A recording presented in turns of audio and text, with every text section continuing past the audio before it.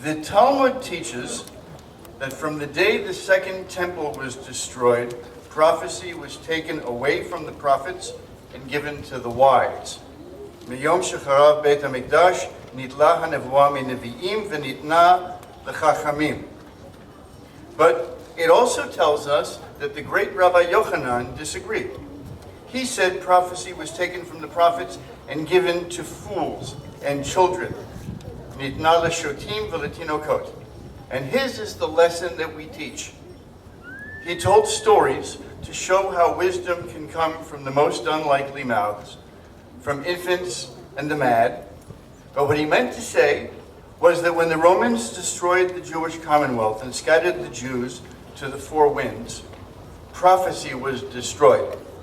Human wisdom remained, but there was no longer prophecy, no longer the living voice of God dwelling in his holy house. Now we've learned some new lessons. Remember, in the first destruction, the royal line of King David was destroyed, but prophecy remained. In the second destruction, prophecy was destroyed, but wisdom remained. And now we stand in the shadow of the third destruction, and wisdom was destroyed. What remains is memory. Nothing makes sense anymore. We struggle in darkness to unravel the senseless contradictions of this new world we live in, this new world we've created, to understand what is beyond understanding. We are all children and we are all fools. And still we struggle. We come together every year on this day, on Yom HaShoah, to remember the 6 millions of our people who were murdered by the Nazi butchers. We gather to tell their stories, to stand in solidarity with their memory, and to promise every year again that we will never forget them. We gather to join hands with those who survived, who came through that greatest of all human hells and lived to teach their wisdom to us. We stand with them and we listen, and together we seek to gain some understanding of the past for the sake of our future. But why now? Why in April? Today is the 27th day of Nisan on the Hebrew calendar. What does this date signify? Why are we here today? Why not January 30th, the day that Hitler came to power in 1933 and set the wheels of destruction in motion? Or November 9th, when the violence exploded on the night of broken glass, Kristallnacht, in 1938. Why not September 1st, the day the Germans invaded Poland in 1939 and began the mass extermination of Jews? Or January 20th, the day the final solution was adopted as official policy at Wannsee in 1942. Then again, why don't we choose January 27th, the date that Auschwitz was liberated by Soviet troops in 1945? That's the day the United Nations chose in 2005 to establish as an International Holocaust Remembrance Day around the world. Why not come together with the rest of humanity on a note of hope and human solidarity? No, we do not gather on those dates. Not on the dates that mark the crimes done to us, not even on the date when our rescuers arrived. We gather now in April to remember the day that the Jews fought back. On April 19th, 1945, the 14th day of Nisan, 5703, on the eve of Passover, the youth of the Warsaw Ghetto rose up in revolt to liberate themselves, or at the very least, to redeem Jewish honor, to declare to the world and to history that Jews no longer went to their deaths as helpless victims, that there was a cost to murdering Jews.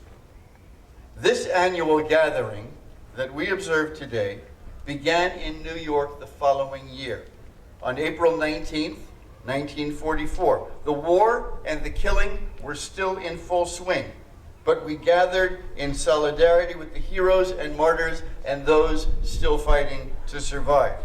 And every year since then, Jews around the world have gathered to remember the Holocaust by honoring the heroes of the ghetto. We call it Yom HaShoah, but we often forget the full name.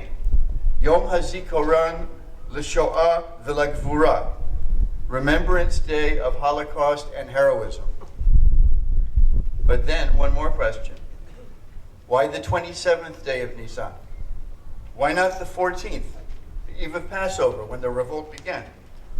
This was decided by the State of Israel when it adopted Yom HaShoah in 1953.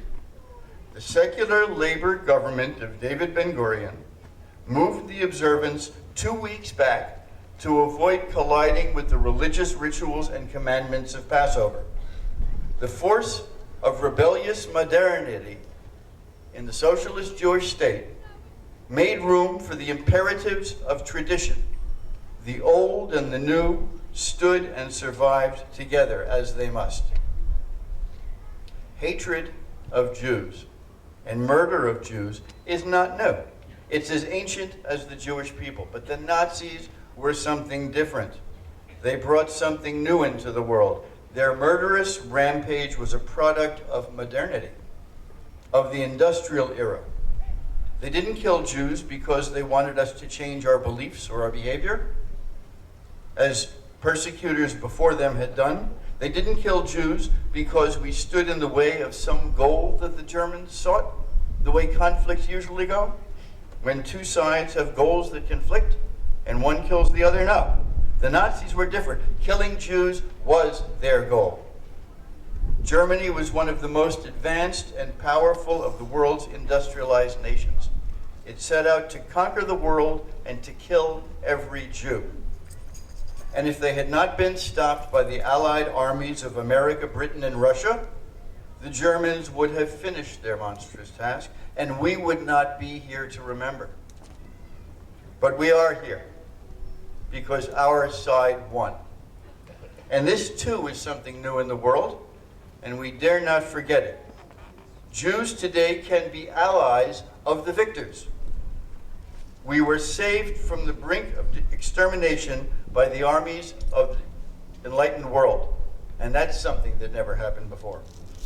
And we are here today because of something else that was new in the world, Jews fighting back. For 2,000 years, since the Roman era, Jews had wandered in exile. We were beaten, tortured, and burned because of our faith. We had courage. Even then, we had defiance, but our defiance was our refusal to abandon our faith. Our courage was in giving up our souls willingly for the sanctification of God's name. Our patience in waiting for the coming of the Messiah. And then, one day, not so long ago, we stopped waiting. And that day was April 8th, 1903. 111 years ago, 40 years before the Warsaw Ghetto Revolt, almost to the day. It was Easter Sunday. On that day, in the city of Kishinev, in a forgotten corner of the Tsarist Russian Empire that's now called Moldova, Jews were attacked by a mob of their Christian neighbors. Attacking Jews on Easter was a brutal ritual that went back centuries. They thought they were punishing us for the death of Jesus. 49 Jews were killed that day in Kishinev, and the massacre shocked the world. It inspired not one but two epic poems by the greatest Hebrew poet, Chaim Nachman Bialik, on the slaughter and in the city of slaughter. He wrote in fierce, white-hot anger that the Jews in Kishinev cowered in their cellars and waited for death. But Bialik wasn't there that day. He wrote the poems on the train headed to Kishinev. The reporters of my newspaper, the Foward, reported from Kishinev that the Jews surprised their neighbors that day by grabbing sticks and shovels and chains and fighting back like tigers. It was something nobody expected. And after Kishinev, Jews all across the Russian Empire began arming themselves and learning to fight.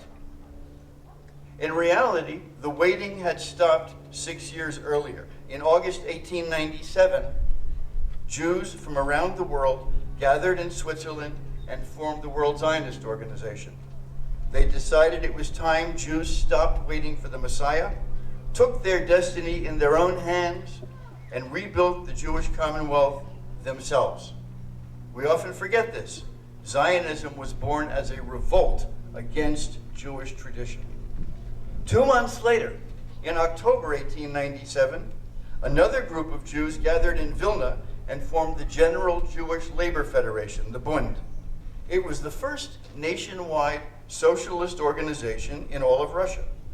Its goal, like Zionism's, was for Jews to seize their destiny in their own hands and build a just society, this time right there at home. Now, I don't have to tell you that one of those movements worked out better for us than the other one did. Socialism gave us Lenin and Stalin and Mao Zedong.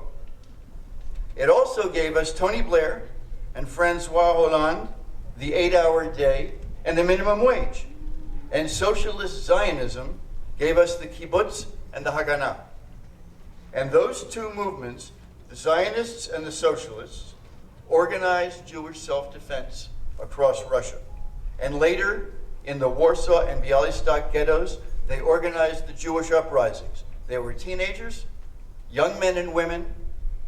They were socialists and Zionists, and they struck a blow against history for the honor of the Jewish people. And they are the reason we're here today, on Yom HaShoah v'Hagvura. We are here to remember Jewish suffering, to mourn our losses, and to honor Jewish courage and heroism. We remember, not every Jew picked up a gun to fight the Nazis. Most fought back by surviving another day, and then another day. In the face of the inhuman killing machine, they fought back by maintaining their humanity and their dignity in the face of utter depravity, and they survived long enough to come here and be with us. And we honor that courage and that heroism. Finally, the Talmud teaches us that man was created alone in the form of a single individual in order to teach us that anyone who destroys a single soul is considered as though he had destroyed an entire world. And anyone who saves a single soul is considered as though he had saved an entire world. We are all descended from that one moment of creation. And so we come together here, as we come together every year on this day, Yom HaShoah v'Hagvura, to honor the memories of 6 million worlds that were destroyed when 6 million of our people were sent to their deaths by the Nazi murderers. We are here to remember the world that was destroyed 6 million times. We were all killed at Auschwitz and Buchenwald and Mauthausen and Kovno and Salonika and Babi Yar. And we are all survivors here today because of the courage of those who died and the bravery of those who made it through and came through the fire. Thank you.